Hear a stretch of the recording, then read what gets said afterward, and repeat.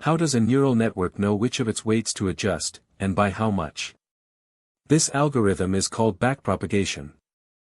Here's exactly how it works. You're making coffee.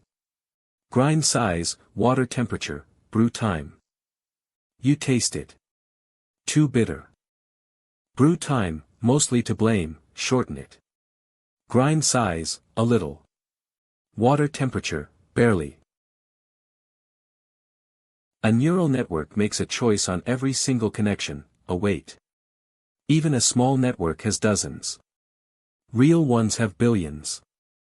It compares its prediction to the correct answer, and gets a single number for how wrong it was, the error. Some weights are closer to the error than others, and get more of the blame. So we start at the error, and move backward, layer by layer.